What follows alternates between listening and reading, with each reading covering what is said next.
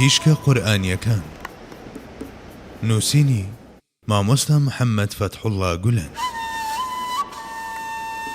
پێشەچی قورئان بریتیە لە تیشتی درەوشاوەی ئەبەدیەت لە دنیای وشە و پیتەکاندا. قورئان لە ئەتڵەسی هەست و بیری ئینس و جندە، دەنگ و نەفەسی مەلەکوتە. کاتێک ڕۆژی خۆی هاتوو لە ناو سەدەفە بێوێنەکەیدا گۆڕا بۆ مرواری، ئیدی ئەو کادوتەی زێڕنگەرانی وشەش لەگەڵ جوانیەکدایەکی گرت کە سیس و زەرد و ماد نابێت. پێش ئەوەی قورئان وەک ڕووناچی بەسەر سیمای بووندا ببارێت، ئەم گەردونە مەزنەی کە هەموو لایەکی پێشانگای ڕەنگ و شێوە و نەخشێکی جیاوازە وڵاتی خێو و دێوەکان بوو. ئەم کتێبەی گەردونیش کە هەموو دێڕێکی بە سەدەفی نهێنیەکی جیاوازی مەلەئی ئەعلادا دەنرێت، بریتیە لە کۆمەڵێک کاخەزی پاراگەندە و پەرێشان. بەڵام کاتێک قورئان وەک خۆر هەڵهات، هیچ نەبێت بۆ ئەوانەی کە پێشینە بڕیاری نەرێنیان نییە، هەموو ئەو هەورانەی کە تا ئەو ڕۆژە ئاسۆیان ڕەش کردبوو ڕەوینەوە و بەژنی هەرە جوانی وجود بەدەرکەوت. و تێگڕایشتان گۆڕان بە پەرەگراف و ڕستە و وشەکانی کتێبێکی بەچێش. بە بیسترانی دەنجی ئەو نور بۆ چاوی دڵان دابەزی، و هەستی کوڵسەندووی ناوڕۆحەکان و ئەو زمانانەی کە بووبوون بە وەرجێڕی ئەم هەستانە پێکەوە دەستیان بە وتنی گۆرانیەکانی ڕووناچی کرد. بەڵێ، لەو ڕۆژەوە کە دڵان و چاوان بەهۆی ئەوەوە ڕۆشن بوونەتەوە، چەندەها مەتەڵ دەربارەی گەردون کە هەزاران ساڵ بوو چاوەڕێی وەڵامدانەوە بوون و چەندین کێشەی یەک لە ناو یەک چارەسەر بوون و پەیوەندی نێوان مرۆڤ و بوون و بەدیهێنەر وەک مانجی چواردە دەرکەوت. ئیدی سەرجەم تەلیسمەکان بەرجی مانایان پۆشی و لە خولگەی حیکمەتدا جێی خۆیان گرت. هەروەک قورئان سەرچاوەی زانستی دروست و بیرکردنەوەی دروستە، کانگای گوزارشتی ڕاست و گفتاری منطقیش دیسان قورئانە. یەکەم دوێنراوی شکۆمەندی ئەو سەرداری هەموو پێغەمبەرانە و ئەو فورقانە خاوەنشکۆیەش سوڵتانی سەرجەم کتێبە ئاسمانی و نا ئاسمانیەکانی دیکەیە، ئەوانەی پێشخۆی لە پێناو دانانی نیشانە یان ئاڵا بەسەر ئەو گوزەرگایەی ئەو پەیدا تێپەڕدەبن هاتوون. ئەوانەی دوای خۆیشی هەر یەکە و بە گوێرەی نەخشی ڕۆحی خۆی لە پێناو دانانی شەرح و حاشیە لەسەر ئەو هاتوون. کۆنەکان لە وێنە میسالیەکاندا و تازەکانیش لە وێنە وجودیەکاندا و لەو کاریگەری و گۆڕانکاریە مەزنانەدا کە ئەو هێناویەتیە گۆڕێ، ئەویان بینیوە و ناسیویانە و ناوی سوڵتانی وتەیان لێناوە و لە ڕێزی زۆریاندا بۆی زمانیان قودداوە و ملیان بۆ کەچ کردووە. کاتێک قورئان ڕەنگ و تیشکە جۆرە و جۆرەکانی بۆ سەر زەوی دەنارد، ڕۆحە نرخەشناسەکانیش چاویان لە ئەودا نەبڕیوە و بە هەموو بوونیان ڕوویان لەو کردووە. بەڵێ، کاتێک ئەو وەک ڕووبارێک لە ئاسمانەکانەوە دەباری و دەڕژایە ناوسینەکانەوە، دڵە هۆشیارەکانیش سنجیان بۆ دەکردەوە و هەوڵیان دەدا تەنانەت دڵۆپێکیشی لێ بە فیڕۆ نەدەن. ئەو بە هەڵمەتێک دەنجی خۆی بە چەپەکترین شوێنەکانیش گەیاندووە و هەموو ئەو لرخە شومانەشی خامۆش کردووە کە پزیسکی ئاگر فڕێدەدەن. لە هەموو ئەو فیکرانەدا کە پێشینە بڕیاری نەرێنیان نەبووە، هەستی هاژەی کەوسەری بوژاندوێتەوە و ئاگری هیجرانی ئەو سینانەی کوژاندوێتەوە کە فەتحی کردوون و هیوا و ئارەزووی ویساڵی لەسەر جەمڕۆحەکاندا خرۆشاندووە. سروشتە هەرە سارد و سڕەکان بەهۆی ئەوەوە گەرم بوونەتەوە و ئەو دڵانەش کە بە ئارەزووی ئەبەدیەت هەڵدەقرچان فێنک بوونەوە. لەم دنیا فانیەدا کە هەموو تازەیەک کۆن و گشت نوێیەک زەر دەبێت، ئەگەر شتێکە بێت کە هەمیشە بە ڕەنگاوڕەنجی و تازەیی بمێنێتەوە، ئەوە قورئانە. بەڵێ، لەو ڕۆژەوەی کە ئەو دابەزیوە سەرەڕای هەموو ڕەشە باپێچەوانەکان و زوقمی لە ناکا و بەفر و زریانی ناوەخت و کەش و هەوای سەخت و گۆڕانی هەلومەرجەکان، تاکە کتێبێکە کە ناوەڕۆکی خۆی پاراستووە و ئاسمانیانە ماوەتەوە. لەبەر ئەمە هەر کاتێک قورئان لە سینە پڕ لە جۆش و خرۆشەکانەوە بەرز ببێتەوە، ڕۆحمان وا دەزانێت سفرەیەکی تازە نازڵبووی خوایی و هێشووی خوڕمای بەهەشتیە. هەر کاتێک ئەو گەوهەرەکانی ناوی خۆی بڕژێنێتە دەرەوە، دڵانی باوەڕدار بەرز دەکاتەوە بۆ ئاستێک کە تێیدا بێباک دەبن بەرامبەر بە سەرجەم سەروەتە دنیاییەکان. قورئان گەردبەندێکە لە گوفتار کە لە وشەخواییەکان پێکاتووە، کۆتا مەنزڵی ئیدراکی مرۆڤە و زانستی لێدەڕژێت، و نەخشێکی زۆر ناسک و وردە نەخشەی هەموو بوونە و لە تاڵە ئاوریشمەخواییەکان چنراوە. لە هەر جێیەکدا دەنجی ئەو ببیسترێت، هەموو ئەو گفتارانەی کە لە شێوەی وشەدان دەگۆڕێن بۆ ژاوەژاو، لەو بورجانەشەوە کە ئاڵای ئەو بەسەر لوتکەکانیەوە دەشەچێتەوە، تیشک بەسەر ڕۆحی مرۆڤەکاندا و بەردیش بەسەری شەیتانەکاندا دەبارێت. خوای خاوەندە سەڵاتی بێسنوور بەختەوەری دوو جیهانی بە دەڵاڵی ئەوەوە بەسوەتەوە، هەتا سەر لە ڕابەرایەتی ئەو نەدرێت، هەرگیز مرۆڤ بە ئامانج ناگات. ئەو ڕێبوارانەش کە هانا بۆ پارێزگاری ئەو نابن هەڵدەوەرێن و لە نیوەی ڕێدا جێدەمێنن. کامڵترین و کۆتاوتە کە بەبێ سەر لێ تێکدان و خاڵەتاندن ئەوانەی دوای خۆی بە ئامانج بگەیەنێت ئەوە.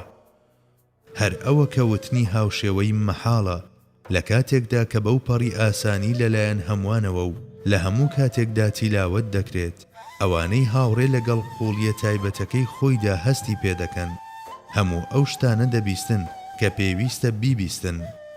ئەوانەش کە بە تەواوەتی تامیان چەشتووە، هەر یەکەیان بە عەرشی ڕەحمان ئەژمار دەکرێن، و دەنجی ئەوان هەمیشە لەگەڵ نەفەسی فریشتەکان دەست لەملانن.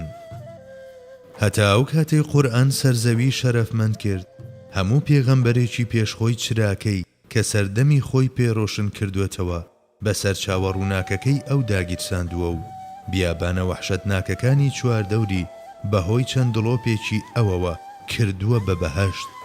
تەنانەت لەو سەردەمە هەرە تاریکانەشدا کە سایەی ئەوی تێدا بووە، هەر یەکەیان وەک چاخێکی زێڕینی لێهاتووە. هەرچی ڕۆژگاری ئەوانەیشە کە تامی ئەسڵەکەی ئەویان کردووە، هیچی لە بەیانیەکانی بەهەشت کەمتر نییە. ئەوانەی سەریان لە دەرگانەی ئەودا دانەواندووە هاوشانی فریشتەکان و لە هەرێمی پیرۆزی ئەودا هەموو شتێکی گیاندار و بێگیان بران. دەریا مەزنەکان لە بەرامبەر ئیلهامەکانی سینەیەکدا کە بە تەواوەتی هەستی بە قورئان کردووە لە حوکمی دڵۆپێکدایە و لە پاڵ دەماغێکدا کە بە نووری ئەو ڕۆشن بووتەوە، خۆر وەک مۆمێکی لێدێت.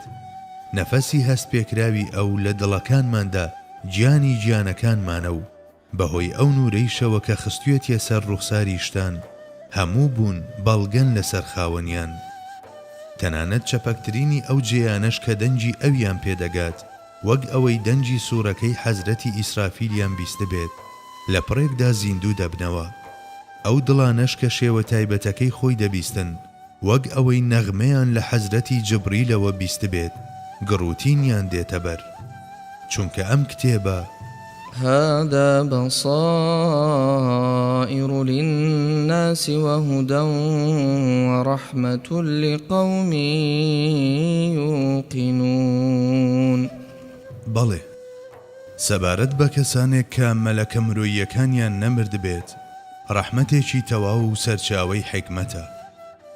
قورئان هەرگیز وەکو ئەو گفتارانەی دیکە نییە کە لە شێوەی پەیامی ناوچەیی لە سەردەمی منداڵی مرۆڤایەتیدا بمێنێتەوە و سنوورەکانی کات و شوێن تێ نەپەڕێنێت و نەتوانێت تیایان بپەڕێنێت، بەڵکو ئەو سەرجەم کات و شوێنەکان تێدەپەڕێنێت و هەتا دەگات بە بچووکترین ئادابی عەقیدەش موعجیزەیەکی فراوان و دەوڵەمەندی وەهایە کە وەڵامی تێگرای پێداویستیەکانی مرۆڤایەتی دەداتەوە و هاوڕێ لەگەڵ قوڵیە تایبەتەکەی خۆیدا تەنانەت ئەمڕۆژ تەحەدای هەموو کەسێک و هەموو شتێک دەکات. قورئان سەرجەم ڕەخنەکانی یەکەمین دوێنراوەکانی خۆی داوەتەوە بە چاویاندا و داوای هێنانی کتێبێک، سوورەتێک یان هیچ نەبێت ئاەتێکی لێکردوون کە هاوشێوەی واتا و ناوەڕۆکی قورئان بێت. ئەم یەکەمین ڕەخنەگرانە لە بەرامبەر هێزی گفتاری ئەوەوە ئەفسوناوی بوون و جارێک وتویانە سیحرە، شێوازە داهێنەرەکەی دەستی لێوەشاندون و وتویانە شیعرە، لە هەمبەر هەواڵدانی لەبارەی ئەو دی و پەردەی شتانەوە چاویان ئەبڵەق بووە و ویستویانە بە کەهانەتەوە بیبەستنەوە، بەڵام هەرگیز نەیانتوانیوە هاوشێوەی ئەو بهێنن. ڕەخنەگرانی ئەو ڕۆژگارە کە لە هەموو جۆرە شیعر و پەخشانێکیان دەزانی و حەزیان لە قسەکردن و ئاخاوتن بوو، زمانی خۆیان قوددا و کلچیان لە خۆیان ئاڵاند و لە گۆشەیەکدا کەوتنە ناو چاوەڕوانیەکی بێدەنگ و خەجاڵەت ئامێزەوە. بە وێنەی ئەوان بێباوەڕە کە لە ڕقەکانی ئەم سەردەمە ئیفریتیەش لە پاڵ ئەو ڕۆحی دوژمنایەتیەدا کە لەوانی پێشخۆیانەوە بە میراد وەریان گرتووە، سەرەڕای هەموو ڕوبەڕووبوونەوە و دێماگۆجی و دیالێکتێکیان جگە لە پیش خواردنەوە لە ناو ڕق و دەستەوەسانیاندا هیچی تریان پێ نەکراوە. زەمانە و چەرخەکان و تێگەیشتن و جیهان بینیەکان گۆڕاون و هەستی بەرەنگاربوونەوە و دوژمنایەتی هێندەی دیکەشتاوی سندووە، وەلێ قورئان لە بەرامبەر ئەم هەموو بربەست و دوژمنانەدا هێشتا وەک شاخەکان پتە و گەردنکەش و چەشنی دەریاکان دەوڵەمەند و بە وێنەی ئاسمانەکان سەربەڵند و بەویقارە و بە حاڵە کاریگەرەکەی خوورپە لە نێو دڵان دەخات و سەران تووشی سۆڕمان دەکات. لەو ڕۆژەوەی ئەو لەسەر تەختی دڵمان دانیشتووە و لە ماوەی زیاتر لە 1400 ساڵدا لە سەردەمە جۆرا و جۆرەکاندا چەندین سوڵتانی گوفتاری جیاواز پێگەیشتون و چەندەها سەڵتەنەتی ڕەوانبێژی دامەزراون. سیستەم و قوتابخانە و تەبوژمە فیکریە جیاوازەکان هاوڕێ لەگەڵ ئەفسوناوی ترین شێوازی دەربڕین و ڕەوانبێژیدا گزارشتیان لە خۆیان کردووە و تێگرای جبەخانەکانی خۆیان لە بەرامبەر قورئاندا بەکارهێناوە و هەموو ڕێگە و فێڵێکیان تاقی کردووەتەوە و بە بەردەوامی لە جەنگدا بوون بەرامبەری. بەڵام هەمیشە لە هەمبەر گونجانی ئەو بناغەی کە ئەو سەبارەت بە گەردون و شتان و مرۆڤ هێناونی و هۆڵی و قەناعەت بەخشی لێکدانەوەکانی و زانستی بوونی وەڵامەکانی لە بەرامبەر پرسیارەکانی واقعدا دۆڕاون و ژێر کەوتون. بەڵێ، قورئان هاوڕێ لەگەڵ شێوازێکی زۆر سەرنجڕاکێش و نائاساییدا جیهانبینی خۆی سەبارەت بە گەردون و شتان و حەقیقەتی مرۆڤ خستووەتە گۆڕێ و لەم جیهانبینیەشدا پێکەوە و تێگڕا مامەڵە لەگەڵ بوون و مرۆڤدا و بێ ئەوەی تەنانەت خاڵێکیش فەرامۆش بکات هەموو شتێک لە شوێن و پێگەی دروستی خۆیدا دادەنێت. ورترین پەیوەندی نێوان پارچەکانی لەگەڵ گشتدا و پێگەی گشت لە هەمبەر جوزئە پێکێنەرەکانیەوە دەخاتە پێشچاوان و دەربارەی ئەم کتێبە مەزن و ئەم پێشانگە شکۆمەندە وەڵامی جۆرا و جۆری تەنانەت بچووکترینی ئەو پرسیارانە دەداتەوە کە بە دڵی مرۆڤ دادێن. کاتێک ئەو شیتەڵی ورترین نهێنیەکانی ئەم دی و ئەو دیوی پەردەی بوون دەکات، هیچ جۆرە گومانێک لە زەینەکاندا ناهێڵێتەوە. بەڵێ، قورئان لە شیکردنەوە و لێکدانەوەکانیدا ڕێگە بە دروستبوونی هیچ جۆرە بۆشاییەک لە عەقڵ و لۆجیک و دڵ و هەستەکاندا نادات. ئەو بە جۆرێک دەوران دەوری عەقڵ و شعور و هەست و ئیدراکی مرۆڤ دەدات، بە شێوەیەک قەناعەتی پێدەکات.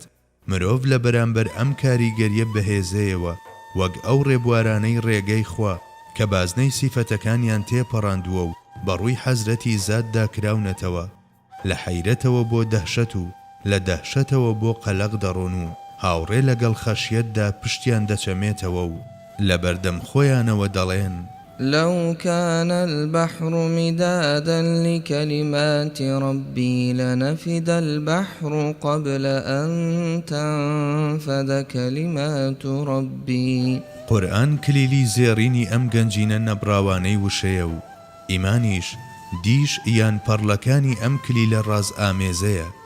پێم وایە کەسێک ئەم کلیل و پەڕلانەی بەدەستەوە بێت لە بابەتە سەرەکیەکانی تایبەت بە گەردون و شتان و مرۆڤدا پێویستی بە هیچ شتێکی دیکە نییە. کەس وا گومان نەبات بەم وتە شەڕ و پەرێشانەم ستایشی قورئان دەکەم. سەرەتا من چێم تا مەدحی ئەو بکەم، مەگەر هەر خۆی وەسفی بکات حەزرەتی وەساف. دوێنێ و ئەمڕۆ ڕۆحانیەکان بە دەوریدا سەف سەف بە جۆرێک ڕێزیان لێدەگرت، دەدگوت دەکەن تەواف. لەوانەیە کەسانێک هەبن لە ڕوانگەی گەوهەرەکانی وشەوە ئەم تایبەتمەندیە نائاساییانەی نەبینن، بەڵام ئەوانەی کە ویژدانیان بەکارهێناوە هەرگیز بە هەڵەدا ناچن، بە تایبەت ئەگەر تا ئێستا توانی بێتیان تەماشای کاریگەری ئەو لەسەر ئاستی جیهان بکەن. بەڵێ قورئان لەو یەکەمین چەرخەدا کە تەشریفی هێنایە سەرزەوی هەم لە ڕۆح و هەم لە عەقڵ و هەم لە دڵەکاندا کاریگەریەکی هێندە نائاسایی و وێنانەکراوی دروست کرد تەنها کەماڵی ئەو کەسانەی کە لە هەرێمە ڕۆشنەکەی ئەودا سەر لە نوێژیانەوە هێندە دەراسایە کە پێویست بە باسکردنی هیچ جۆرە موعجیزەیەکی تری ناکات و نیشاندانی هاوشێوەی ئەوان لە ڕوانگەی دین و دینداری و ئاسۆی بیرکردنەوە و ئەخلاق و پەیبردن بە نهێنیەکانی بەندایەتی و معریفەتیان شتێکی تەواو مەحاڵە. ڕاستیەکەی قورئان لەو ڕۆژگارەدا و لەژێر ناونیشانی سەحابەدا نەوەیەکی وەهای پێگەیاند ئەگەر بوترێت هاوشێوەی فریشتەکانن زیادەڕەوی نییە. لە بنەڕەتدا ئەو لەم ڕۆژدا ئەوانە ڕۆشن دەکاتەوە کە لە دڵەوە ڕووی تێدەکەن و مەحرەمترین ڕازەکانی بوون بە گوێی ئەوانەدا دەچێت کە ڕۆحی خۆیانی بۆ دەکەنەوە بە جۆرێک ئەوانەی کە بە دڵ و هەست ڕوو لە هەرێمی ئەو دەکەن لە ناکاو بیر و هەست دەگۆڕێت و هەمووان تا ئەندازەیەک هەست بە جیهانێکی دی دەکەن. بەڵێ مرۆڤ ئەگەر بۆ جارێکیش ڕووی تێبکات ئەیدی لە کاریگەریەکەی ڕزگاری نابێت. قورئان قوتابیەکەی کە ڕاکێشاوەتە ناو کەش و هەوای خۆیەوە هێندە نەرم دەکات و ناسچی دەکات و دەیشێلێت و شکل و شێوەی پێدەدات کە تەنانەت زۆر جار مەحاڵەکانیش لە سایەدا دەبن بە واقع و هەمووان دووچاری سەرسامی دەکات. قورئانی پیرۆز دەفەرموێت ولو أن قرآنا سيرت به الجبال أو قطعت به الأرض أو كلم به الموتى چونکە لە دڵ و شعور و هەست و عەقلەکاندا کاریگەریەکی وەها بەرپا دەکات کە هیچی کەمتر نییە لە ڕۆیشتنی شاخەکان و پارچە پارچەکردنی زەوی و دواندنی مردووان و زیندووکردنەوەی ئەو تەرمانەی پێش هەزاران ساڵ مردوون. کۆمەڵی هاوڵە بەڕێزەکان کە هەر یەکەیان پاڵەوانێکی بواری دڵ و ڕۆح بوون لە هەرێمی پڕپیت و بەرەکەتی قورئاندا گەشەیان کردووە. ئەوان لە بەشێکی فراوانی زەویدا و پێنجیەکی گرۆی مرۆڤایەتیدا کاریگەریەکی هێندە قوڵیان بەرپا کرد لەم کارە سەختەیاندا کە هاوشێوەی ڕیشە چێشکردنی چیاکان و بەخشینی ژیان بە تەرمە مردووەکان و بەستنی زەوی بە ئاسمانەکانە ناتوانرێت نمونەیەکی دیکە نیشان بدرێت.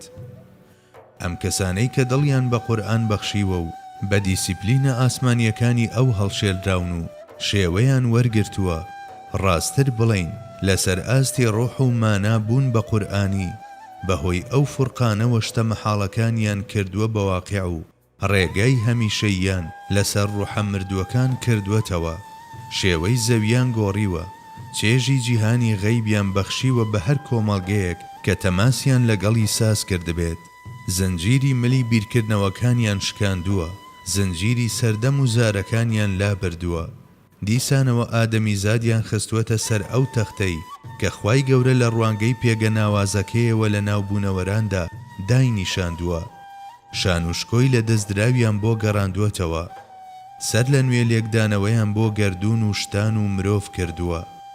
جارێکی دی پەیوەندی ڕاز ئامێز و قوڵی نێوان ئەمرە تەکوینیەکان و فەرمانە تەشریعیەکانیان ڕێخستووە بە دیاریکردنی ئامانجی کۆتایی هەر یەک لە دڵ و ئیرادە و هەست و شعور بناغە و بنچینەی گەشەکردنی ئەو بەهایانەیان بەگەڕ خستووە کە وەک ماتەوزە لە مرۆڤدا هەنوو بەمەژ مرۆڤی ئاساییان بەرەو بوون بە مرۆڤی کامڵ ئاراستە کردووە و لە هەموو شتێکدا کە چاوی مرۆڤ ببینێت و دەستی دڵ و هەستەکانی بگاتێ بوونی خوای گەورەیان بەگوێداداوە و هەموو شتێکیان بەستوەتەوە بە خاوەنی ڕاستەقینەوە.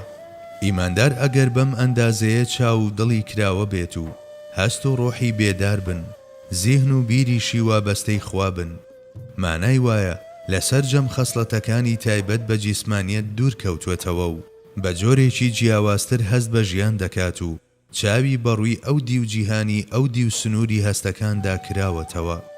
پاڵەوانێکی بواری حەقیقەتی لەم جۆرە لە هەموو شت و گشت پارچەیەکی بووندا هەست بە شەکانەوەی زانستی خوا و دەست بەکاربوونی توانستی خوا دەکات و هاوڕێ لەگەڵ هەستی خوورپە و شعوری نزیکیدا پێکەوە و بە یەک جار هەست بە ئومێد و خەشیەت دەکات.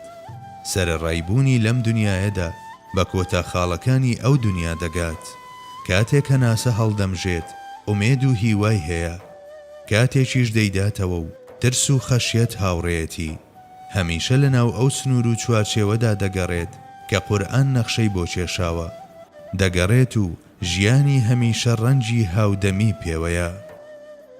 باسکردنی قورئان لە ڕێگەی نمونەوە و بەرجەستەکردنی بەم شێوەیەی کە باسمان کرد چەندین بەرگ کتێبی پێویستە. لە حاڵێکدا ئەم کتێبە گچکەیەی کە ئێمە دەمانەوێت پێشکەشی بکەین بریتیە لە کۆکراوەی چەند وتار و کۆڕێک کە لە شوێن و کاتی جیاوازدا هاوڕێ لەگەڵ تەنجی و تەسچی زمانی ئاخاوتندا وتراون. بەتایبەت ئەگەر هی کەسێکی وەک منیش بن کە بیر و هەستەکانی ڕەنگ و ڕەونەقی جوانترین و ڕەنگا و ڕەنگترین حەقیقەتەکانیش دەکوژێنێتەوە. پێم وایە یەکسەر پێشبینی ئەوە دەکەن کە زۆرێک لە ڕاستی ئاسمانیەکان کراون بە شتانی زەمینی. لەبەر ئەوە ئەوانەی بڕیار دەدەن چەند کاتژمێرێک لەگەڵ ئەم گەشتە قورئانیەدا بەسەر ببەن پێویستە لە چوارچێوەی ئەم تێبینیەدا متاڵای ئەم کتێبە بکەن هەتا شان و شکۆی قورئانی ناو زیهینیان نەلەرزێت. لە ڕاستیدا بەرهەمێکی لەم جۆرە کە ئاستێکی بەرزی نییە هەوڵی شتێکی مەحاڵ دەدات، وەک نیشاندانی دەریا لە ڕێگەی دڵۆپێکەوە و ئاماژەکردنی بەخۆر بەهۆی گەردیلەیەکەوە. بەڵام کاتێک بیر لەوە دەکرێتەوە جاری وایە شمشاڵی شوانێک لە ڕووی مۆسیقاوە نرخ و بەهایەکی دەبێت، ئومێد دەکرێت ئەم کارە بێبایەخەش قبول بکرێت.